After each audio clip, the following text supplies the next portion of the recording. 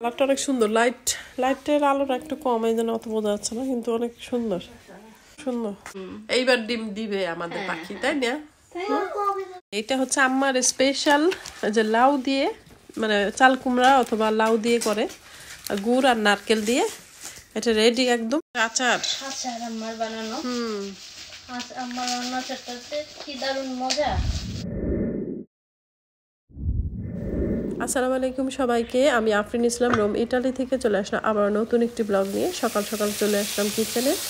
ডিম সিদ্ধ দিয়েছি আর এদিকে হচ্ছে ডাল সিদ্ধ দিচ্ছি। ডাল ডিম সিদ্ধ হওয়ার পরে ডিম হচ্ছে রেডি করতেছি, রান্না করব কুমড়ার বড়ি দিয়ে। তো তোমরা জিজ্ঞেস করেছো যে কিভাবে ডালের বড়ি দিয়ে ডিম রান্না করে, তো আজকে সেই রেসিপি দেখাচ্ছি। ডিমটা জাস্ট একটু ভেজে নিতে হবে, ডালের বড়িটাকেও তেলের উপর একটু ভাজতে হবে। ডালের বড়ি ধুতে হয় না, ওইটাকে জাস্ট ভেজে নিতে হয় তেলের উপর। তারপর নর্মাল মশলা দিয়ে হচ্ছে, যদি ডিম দিয়ে রান্না করব এই ওয়েতে করতেছি, খুবই ইজি। আর যদি মাছ দিয়ে রান্না করতে চাও তাহলে সেটাও ঠিক একইভাবে। ডালের বড়িটা আলাদাভাবে ফার্স্টে ভেজে নিয়ে আলাদা পাত্রে উঠিয়ে নিয়ে, তারপর মাছটা ভেজে উঠিয়ে নিয়ে মশলা কষিয়ে তারপরে হচ্ছে মাছটা দেওয়ার পরে একটু পরে হচ্ছে ডালের বড়ি দিতে হয়। ডালের বড়িটা দিলে তাড়াতাড়ি সিদ্ধ হয়ে যায় এই জন্য। আর ডিম যেহেতু একেবারে রেডি, এই জন্য ডিম আর ডালের বড়ি একসাথে দিয়ে দিয়েছি। এতে মানে দুইটার একই টাইমে আর কি সিদ্ধ হয়ে যাচ্ছে। তো দেখতেই পাচ্ছ কতটা সুন্দর টেস্টি আর মজাদার লাগতেছে দেখতে। আর এইদিকে হচ্ছে আমি ডিম ভর্তা বানাচ্ছি আর ডাল ভর্তা বানাবো একটু ঝাল করে, বেশি করে। আজকে আমার ছোটো বোন বাংলাদেশ থেকে আসতেছে, তো ওর জন্য আসলে খুব সিম্পল খাবার দাবার রান্না করতেছি, যেহেতু প্রায় 18-20 ঘন্টা জার্নি করে আসতেছে। এই কারণে খুব নর্মাল খাবার দাবার রান্না করতেছি। আর অ্যাট লাস্টে হচ্ছে একটু শুকনো সেমাই রান্না করলাম। শুকনো সেমাই, আমার হাতের শুকনো সেমাইটাও পছন্দ করে এই কারণে। আচ্ছা, এই জামাটা তো আমি বানাইতে দিয়ে আসছিলাম না? ভালো হয়েছে বানানো? ভালো লাগছে তো দেখতে। ড্রেসটা কালারটা কিন্তু অনেক সুন্দর। হ্যাঁ, সুন্দর। খুব সুন্দর এটা। ওড়নাটা অনেক সুন্দর। কি জানো কাপড়টা? এইটা পাকিস্তানি কি একটা কাপড় বললো যে এখন উঠছে। তাই সবাই ভালো আছে। দেখি এই কাপড় এদিক দিয়ে তো দেখি। কালারটা অনেক সুন্দর।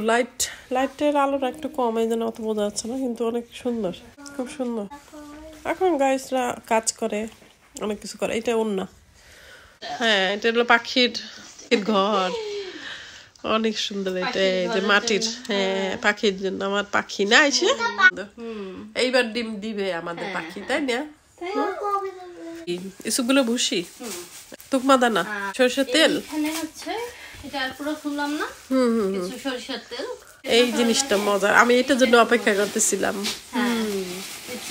চিপস ভাজার। এটা দারুণ মজা, কালকে বিকালে ভাজবে, রেখে দে। হ্যাঁ হ্যাঁ হ্যাঁ হ্যাঁ হ্যাঁ, ওকে। হ্যাঁ হ্যাঁ, ভাজার জন্য অনেক ফুচকা, অনেক। আমরা করবো না এর মধ্যেই। হ্যাঁ হ্যাঁ, ডেট থাকে। আচ্ছা ঠিক আছে। এগুলো তো দেশের মজার খাবার। ডাল ভাজা, মটর ভাজা, চিরা ভাজা নাকি? ও আচ্ছা আচ্ছা, এটাও মজা। হ্যাঁ, এটাও মজা। এটা একটা বড় কাপড়, কালি জিরা দেয়া, একটু মোটা হয়। হ্যাঁ হ্যাঁ হ্যাঁ, এটা আর একটা পাতলা। ও, এটা আর একটা রকম পাপড়। আর এটা হচ্ছে আর এক রকমের ছোট ছোট আলুর না? এটা মুক্তা বলছিল আলুর। ও, এটা বানাইছিল লাস্টে? কবে বানাইলো? নারকেলের চিরা অনেকে চেনেই না। নাকি বানায় না নারকেলের চিরা অনেকে চেনে না, চিনি দিয়ে করে না? আর এইটা হচ্ছে স্পেশাল একটা জিনিস, এটা আমার জন্য আনছিস? এটা হচ্ছে আমার স্পেশাল, যে লাউ দিয়ে, মানে চাল কুমড়া অথবা লাউ দিয়ে করে, গুড় আর নারকেল দিয়ে এটা রেডি একদম। এটাকে শুধুমাত্র সাগু আর দুধ দিয়ে রান্না করতে হয় আর কি। এটারে করবো ইনশাল্লাহ, করে তারপর একটা রেসিপি দেখাবো। শুটকি, হ্যাঁ হ্যাঁ, এইটা তো অনেক মজা। ছোট ছোট চিংড়ি শুটকি, এটা করে খালি রসুন, শুকনো মরিচ আর এই ছোট্ট চিংড়ি। এই যে এখন গন্ধ পাচ্ছি, এটা ভাজে ভাজা ভাজা করে তারপর শুকনা করে একটা ভর্তা করে। তেঁতুল। ও তেঁতুল তেঁতুল। হ্যাঁ হ্যাঁ, সব দেশি খাবার, দেশি জিনিস, মজাই আলাদা।